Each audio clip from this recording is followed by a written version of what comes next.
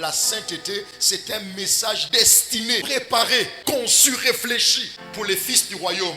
L'Église contemporaine a relégué la sainteté à un message élémentaire, parfois même jugé de dépassé, légaliste, enfantin.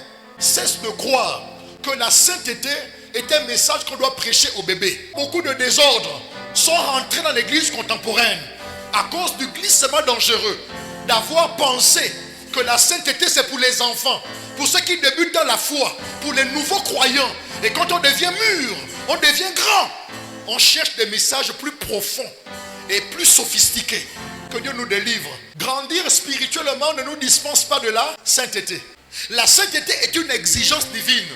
Donc la maturité spirituelle ne consiste pas à t'éloigner des exigences de Dieu, mais à y rentrer profondément.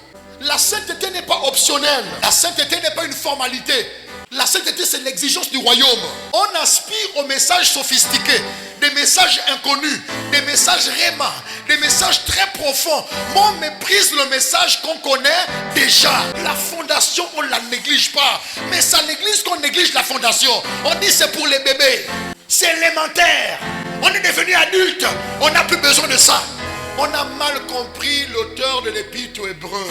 Il est en train de dire, pourquoi vous qui êtes des maîtres, vous négligez ce que vous connaissez déjà.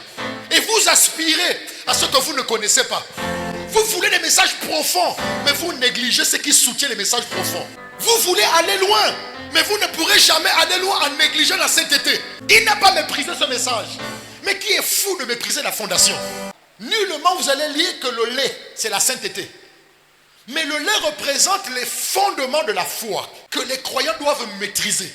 Or, la sainteté n'est pas un fondement qu'on dépasse, mais c'est une dimension qu'on approfondit.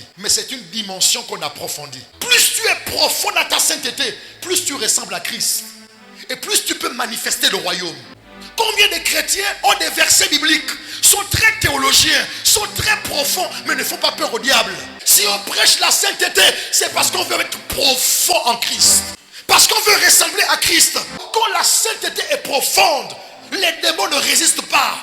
On n'abandonne jamais le message de la sainteté pour enseigner autre chose. Il n'y a pas de ministère de puissance sans autel de sainteté. Les jeunes aspirent à la puissance, mais négligent ce qui maintient la puissance. Les jeunes sont dans un orgueil. L'orgueil d'être l'homme le plus puissant, la personne la plus puissante, mais pas la personne la plus profonde dans la sainteté de Dieu. On est attiré par quoi? Par la manifestation de puissance. C'est bien.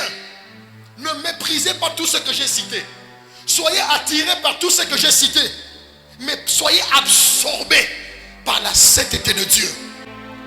Lorsque la puissance t'attire, laisse d'abord la sainteté t'absorber avant. 1 Pierre 1 verset 16, soyez saints car je suis saint. Voilà la sainteté que nous prêchons.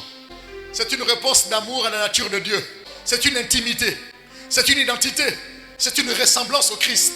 La sainteté que nous prêchons, c'est aussi une réponse d'amour à la nature de Dieu. La sainteté n'est pas une liste d'interdits. La sainteté n'est pas un message pour les bébés. C'est quoi? Le langage des fils. C'est la preuve de la maturité en Christ. C'est la condition de la puissance. C'est la clé de la gloire.